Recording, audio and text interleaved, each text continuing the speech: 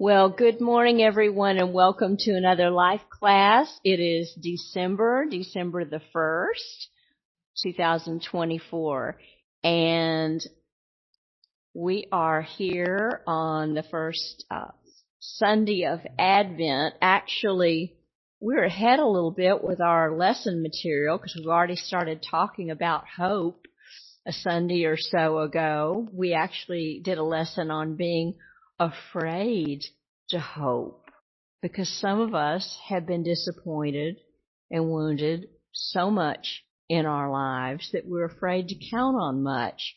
If you all were in the early service this morning or tuned in to Clay Stauffer talking about hope this morning, you still have a chance to hear that online.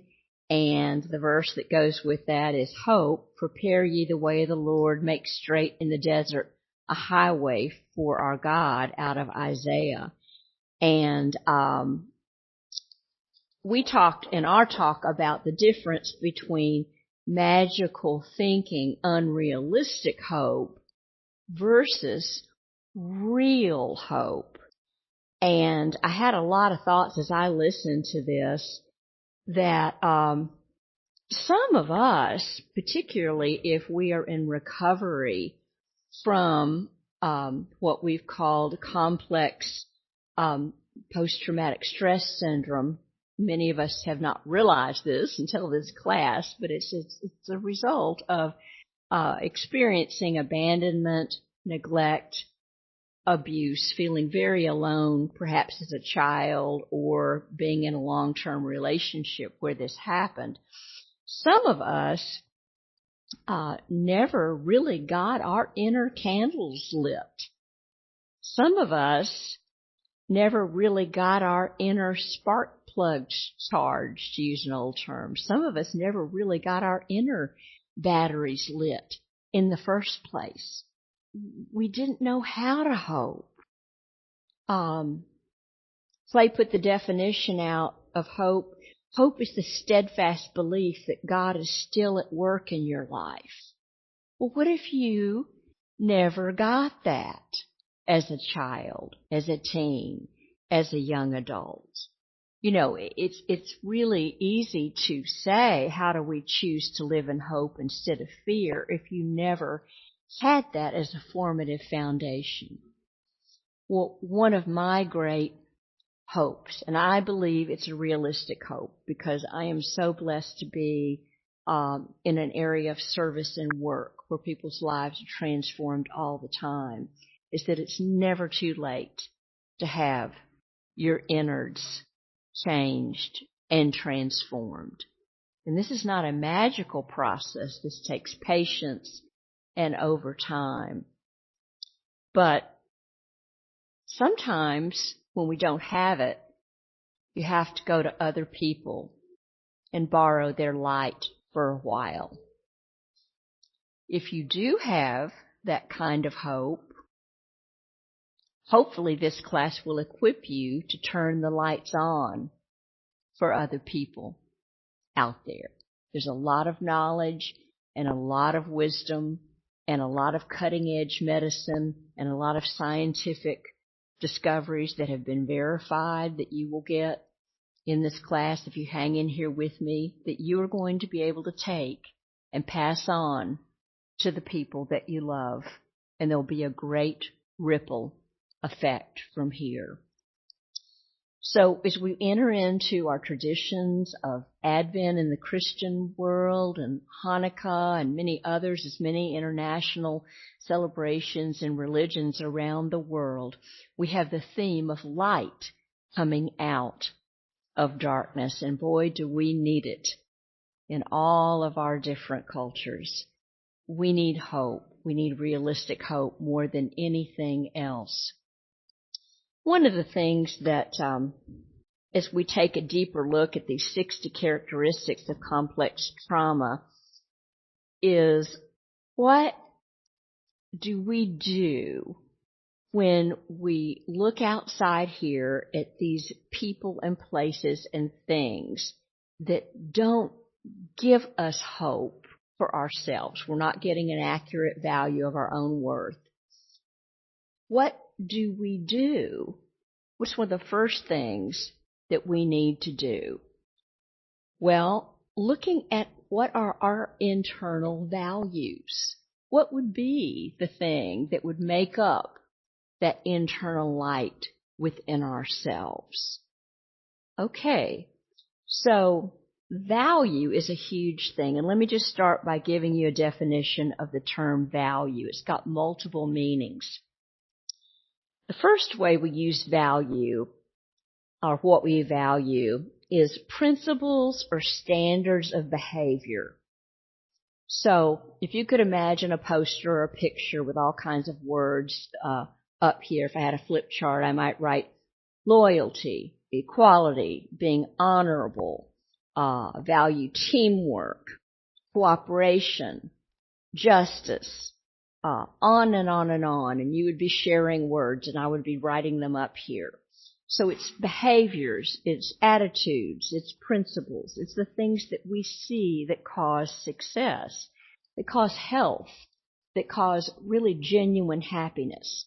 And those are considered to be values. And we would value somebody or something that we see as beneficial, as beautiful, as helpful. And then we would have a high opinion of that person. So that's where we would value somebody else, right? And we would start to form those judgments from the time we were a little child. And then, thirdly, it would be the inherent value that we would feel about ourselves. That's what can be the missing piece. How much value do I really feel that I have? Now, having said that, it's so important to understand that all of us arrive in this world from our mothers, and some of us never knew our mothers. All of us come into the world with an inherent need to feel that we matter, that we have value. And we have a need also to figure out what truly matters in life, what leads to happiness, what leads to success, what leads to good relationships.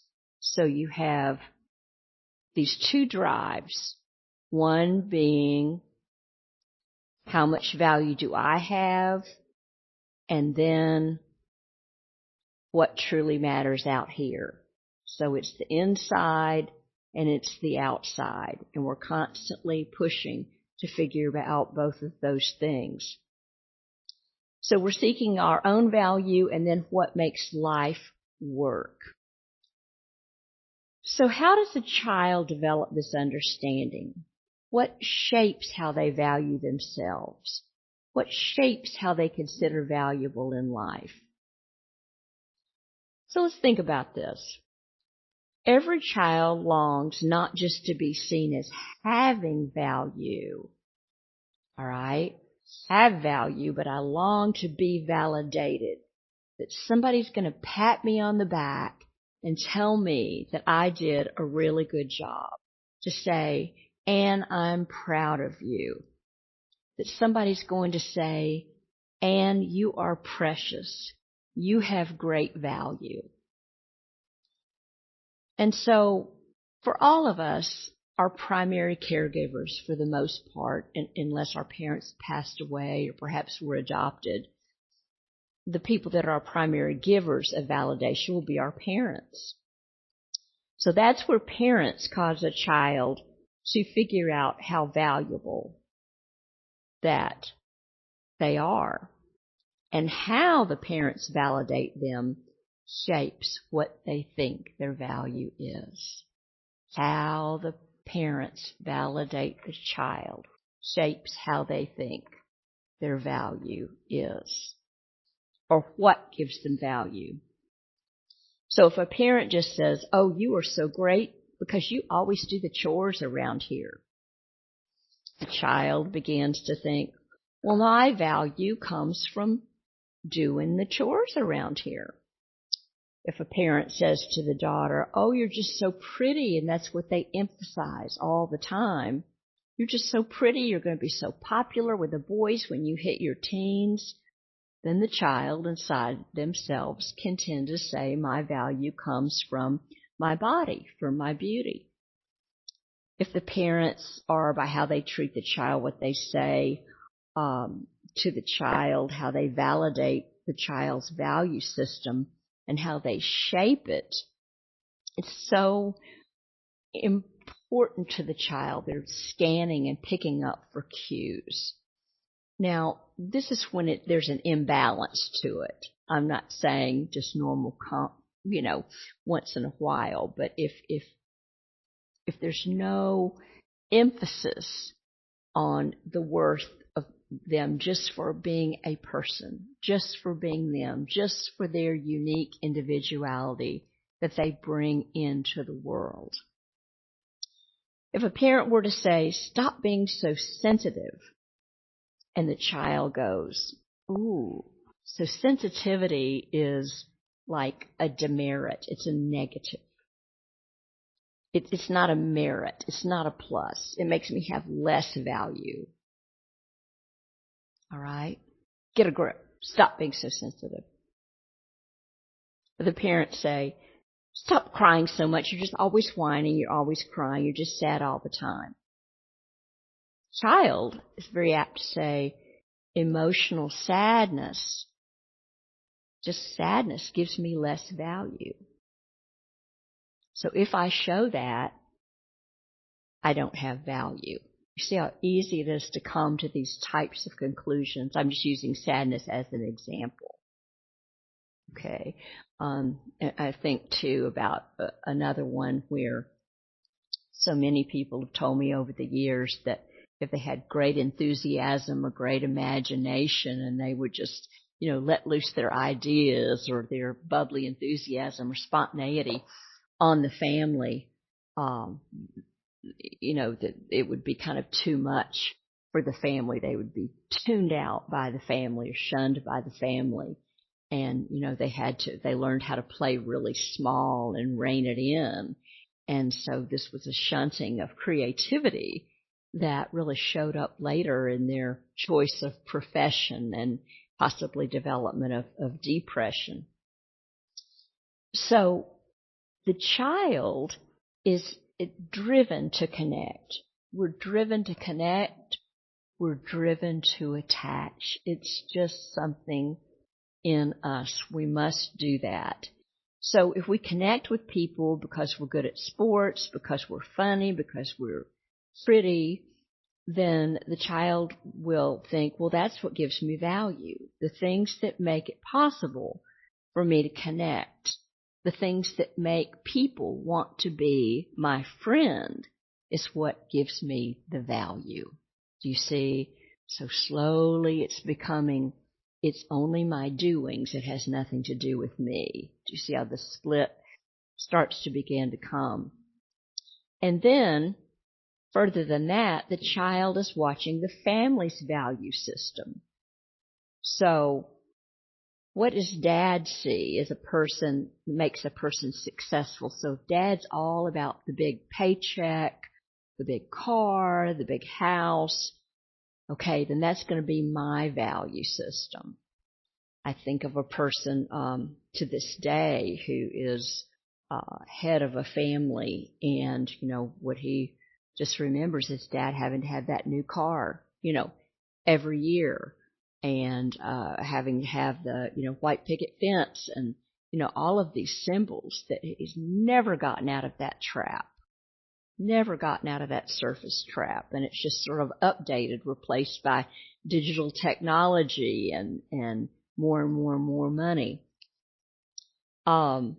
So the family value system becomes a child's belief system about what is valuable to make life happy and successful. And then you've got your culture on top of that. So, a really important thing for a person is a reevaluation of that. hopefully in earlier adulthood, and then of course at midlife. That's what midlife crisis can be about, is finally coming to terms that, we're a separate person, and what is my inherent value? What are my values? And we'll talk about that a little later. So the culture's value system. What does my culture teach that is going to make me happy? What does my culture teach that is going to lead me to happiness? And chuckling here, we probably all are, because, we know that it doesn't give us the right answers, right? What does the culture teach that will lead me to success? What does TV say about that? What are those pretty people that are getting on the commercials teaching me about that? Okay, what does the idea about being rich teach me? What do the athletes say about that? Okay, I gotta be smart, I gotta be pretty, I gotta have a great job, I've gotta be really good at sports, and then I'm gonna have great value. So if we're seeing this now, what kind of messages do our kids get from all the kinds of different sources that are gradually shaping their value system, forming within the child? So how important it is for us to be lights to anyone around us. We have this opportunity to ignite our own batteries, to take action, no matter how long we've been in the darkness. Try to get to the truth about ourselves, to carry lights. Not just Advent, but all year long. Our parents, many of them, were simply not aware. Simply not aware enough to teach us how to activate our little lights. They may have never had their own lights activated. But what they often were good at doing were reinforcing what are called false value systems. And within those false value systems, there were a lot of things that were untrue. So let's just say it. A lot of those things were lies. So we can end up with lies about ourselves, lies about how to be happy, lies about what success is, and we can value all of the wrong things for many years. And we can learn that sets us up for disappointment in many dark days. We all have that life experience. So let's look at this value system a little more from a perspective of complex trauma. And what happens for many children is that parents don't know how to make a distinction between who a child is and what a child does. And so if a child does something wrong, it's not just that you did a wrong action and you're valuable. It's that you did a bad thing and so you're bad. Sometimes they don't have to say that, but it's just that feeling. The child begins to hear that if I do a bad thing, that means I'm bad, which means I have less value. And then if nobody wants to connect with me, that must mean I have no value. You see the thought process in the child's mind?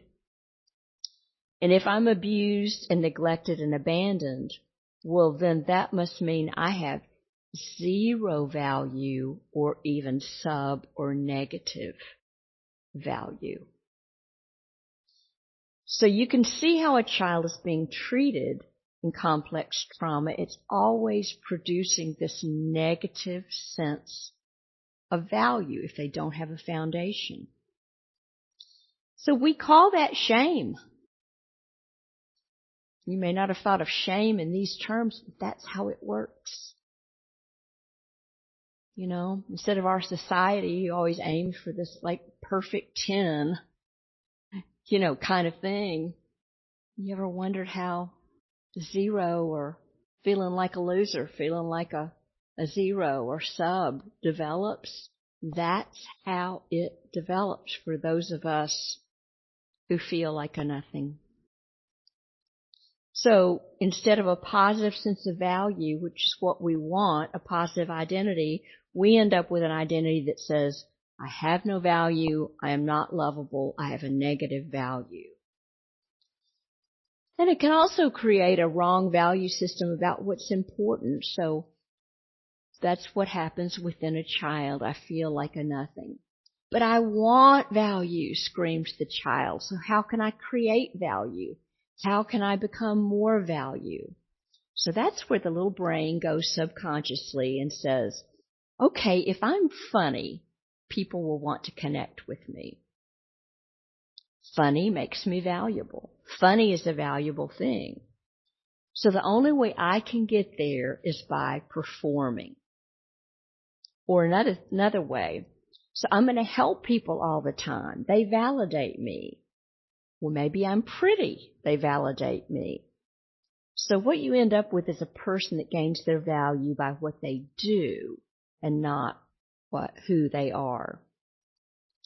That's where we come up with this saying that complex trauma results not in human beings, but in human doings.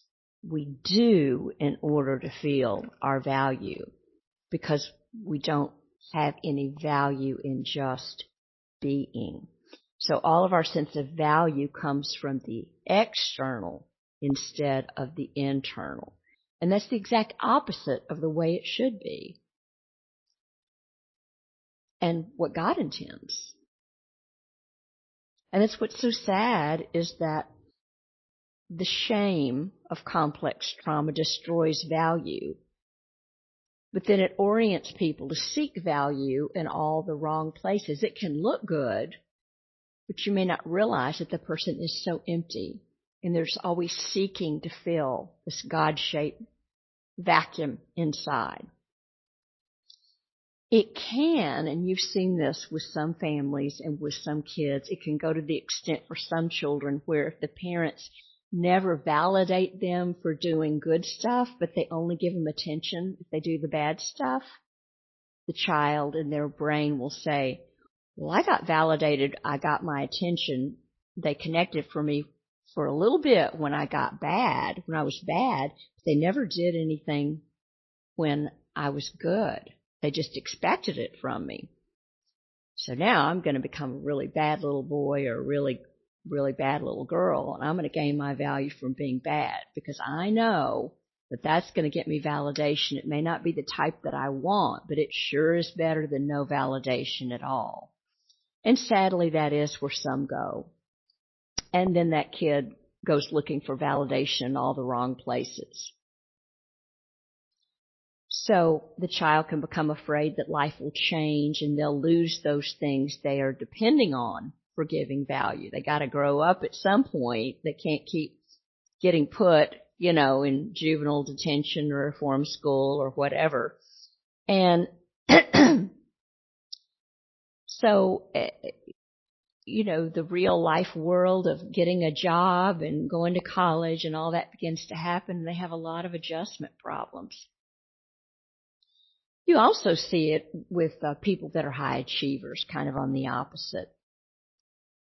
I'm thinking about a lot of executives that I've worked with that just try to do everything right, super hyper responsible achievers who have absolutely no clue that they have invested all of their ego and being into their job until they try to retire. And there's nothing inside. They have built a house of cards. Or perhaps there is someone, male or female, really. It used to be more female, but I think it's such a heavy investment in one's looks or how their house is put together. They become physically disabled or not able to keep up one or both. And I can think of a family right now where, again, a house of cards, all image, things began to, that they got their value from they begin to see that there's nothing on their insides. They have no inner light, resources to draw from. It creates great anxiety and insecurity that they're going to lose those things. Let's go back to a child. Child has a negative sense of value, so they don't value, but they need to feel valued. They long to feel valued. So they may go on an unhealthy journey, an unhealthy approach to gaining value. They're trying to figure out, how do we get value? How do we get attention? How do we get people to notice us? So whatever causes people to respect me, whatever causes me to feel a sense of safety and security, the child goes, okay, that must be okay. Whatever meets my needs, whatever gives me pleasure, and whatever makes me feel happy, whatever gets people to do what I want, well, that's got to have value too. So there's a whole bunch of things that are part of what we look to as value. And the child will go toward what's called an externals arena, one that they have natural gifts and abilities in.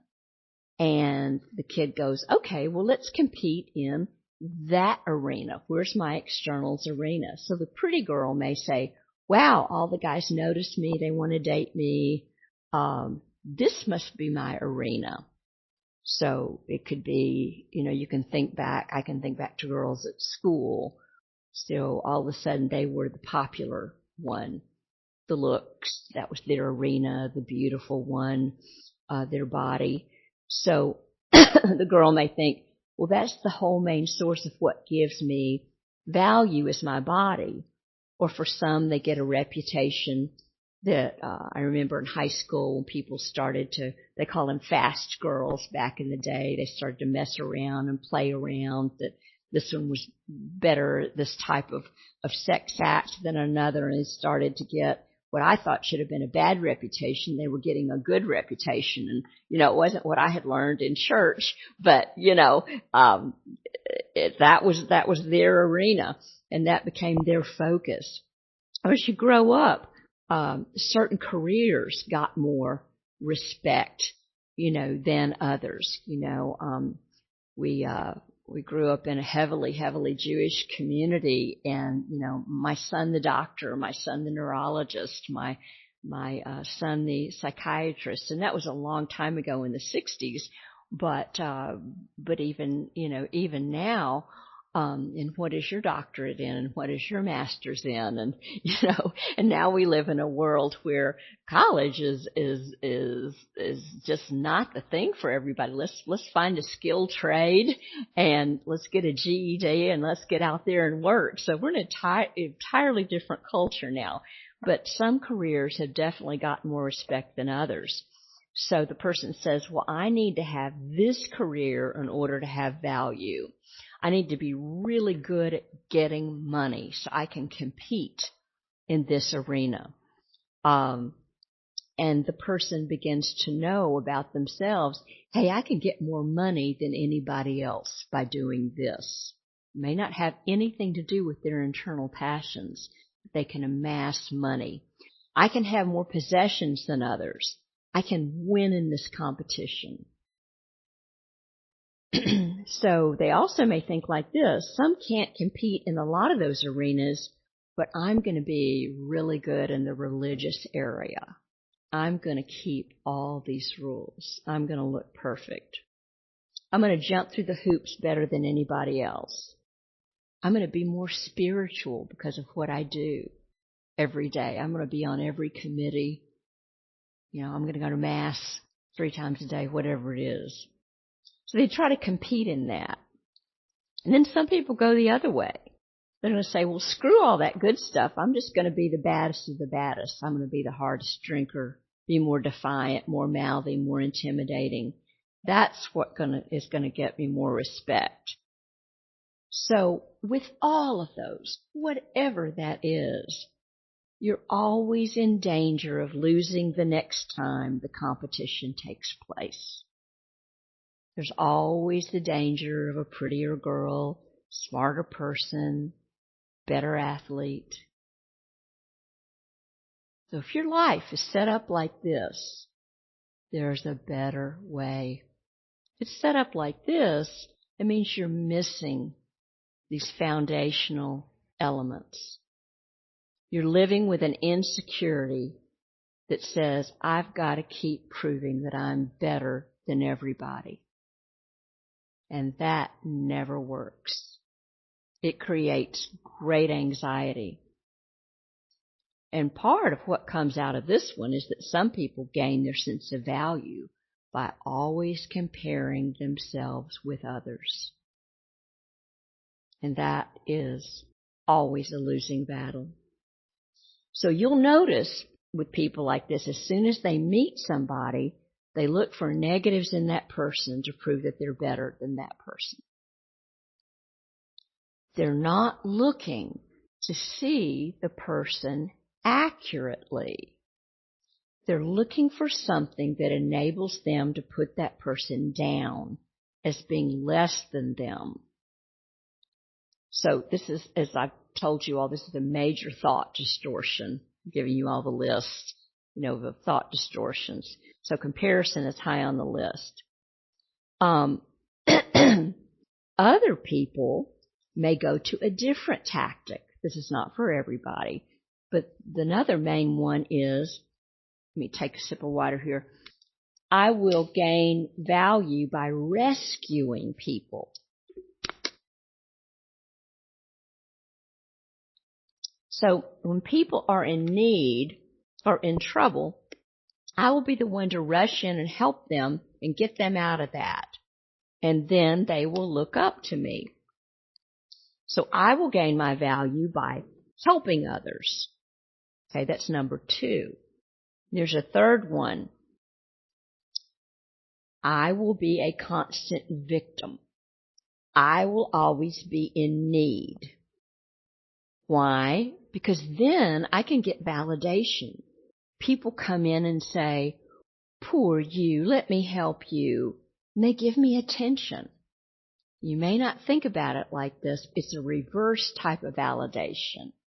I know people caught in traps with people that are constantly needy, and it sure looks legitimate. They've always got something going on, broken leg, no money, no food, and it just keeps people trapped with these people for forever. But if you think about it a little bit differently, being a reverse type of validation,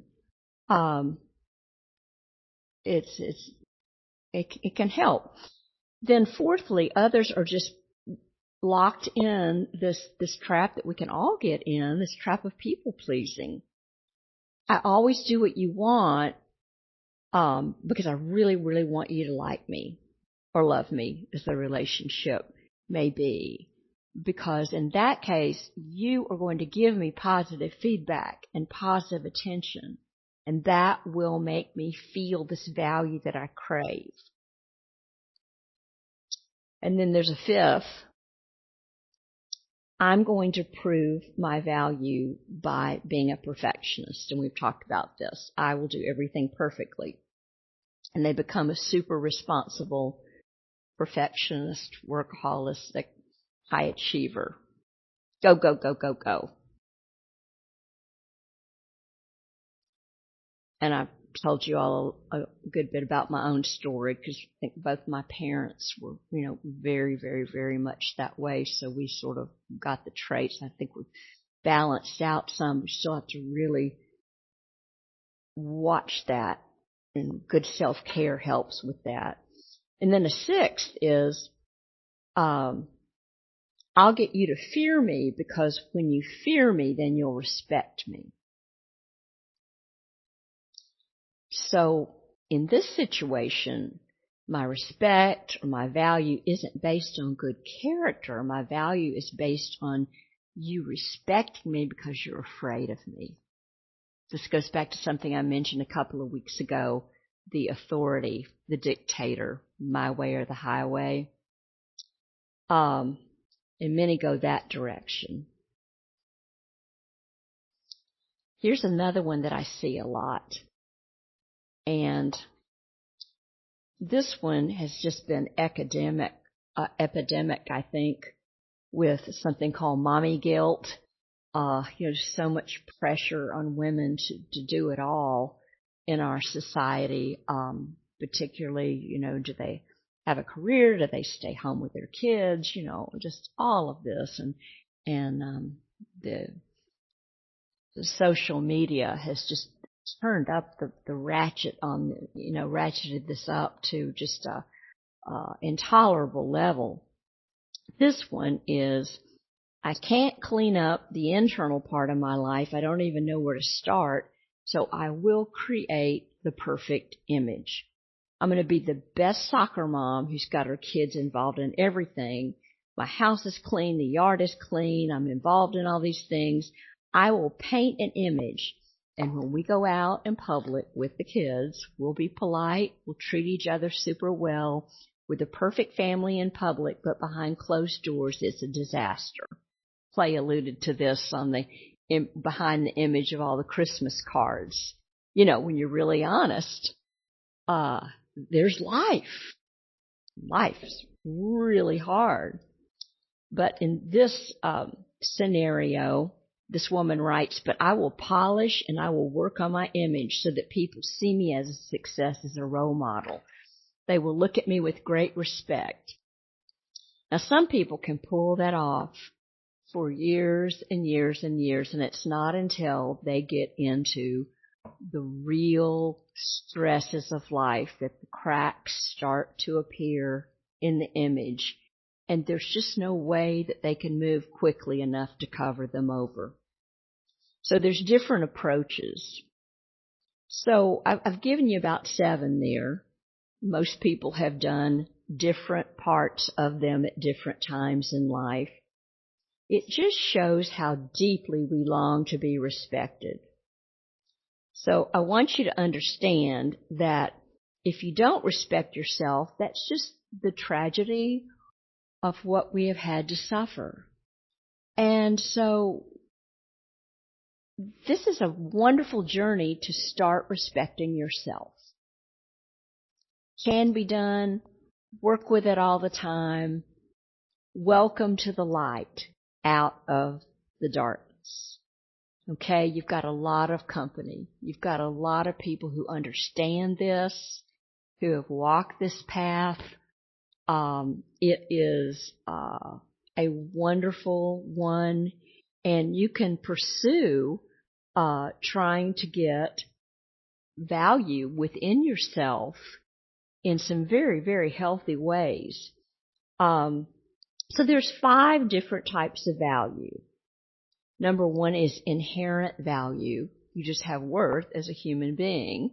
And one question is, why do we put people in jail for murder? Well, because all humans have inherent value. Okay? So we treat everyone trying to keep the sanctity of life. The second type is the value of the position. So we would treat a policeman with respect. They might not be a very wonderful person, but we would treat them with respect because they have a badge. They have a position of authority. We can treat parents with respect because of the position. So there's respect that goes with that position. And then there's a third type of respect when a person has skills and ability, when they're really good at something that we have a respect, like they're an amazing athlete, they're a gifted musician, and we respect that. Or we might have respect for people who just have the qualities of being very loving, sacrificing, and giving and helping out. And we look at that kind of service and loving attitude. And then there's character respect, respecting someone because they're honest, faithful, and kind. They set good boundaries. They're reliable. We would see that as a merit. So what's interesting here is that realizing that we could have a person who is a corrupt police officer, but they still have inherent value. So they still have the value of the position. They still might be good at what they do, but they don't have good character and they're not loving. So my point is, you might respect them in 3 areas, but in 2 areas, in the most critical areas, you don't. And here's where life gets tricky.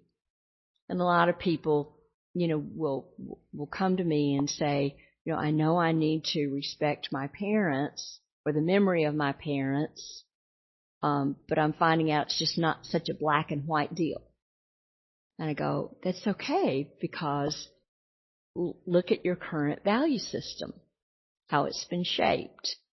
You're now an adult, and you have come to see that kindness, openness, honesty, things like that are now within your value system.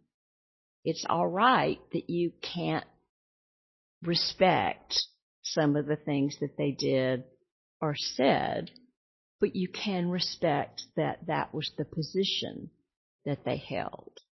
See? And this is a wonderful lens to look at traumatic history, to accept that it's not just black and white.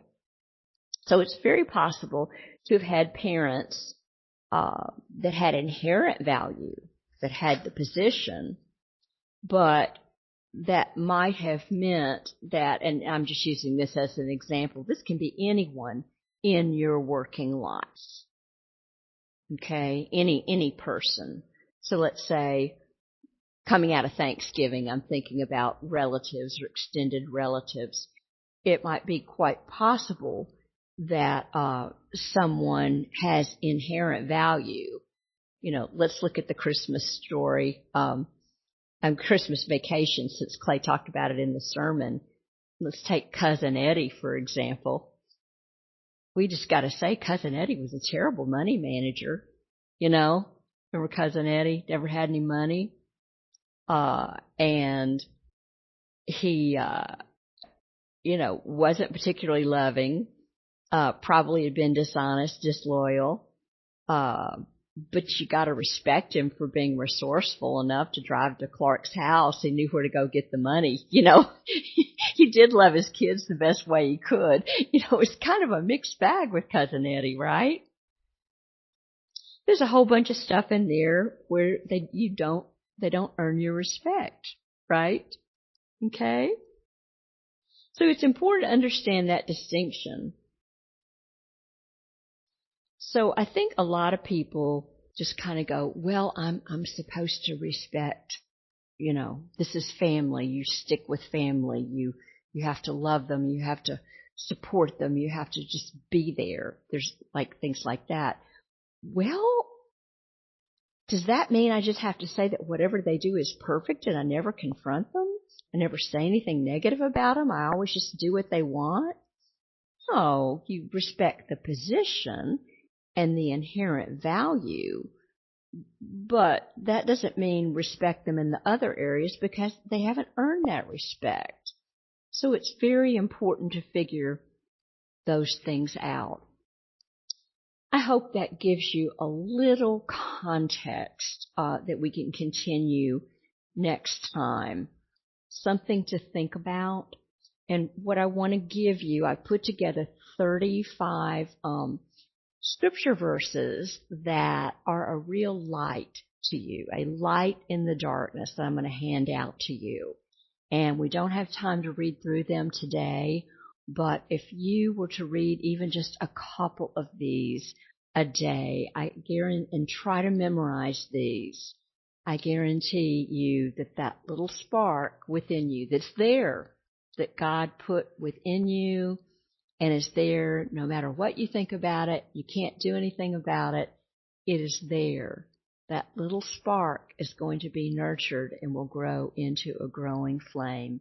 So blessings to all of you, and I will see you not next week because it's Walk Through Bethlehem. We will not have Sunday school next week, but we will resume, I believe it's on the 14th. We'll resume. Thanks so much.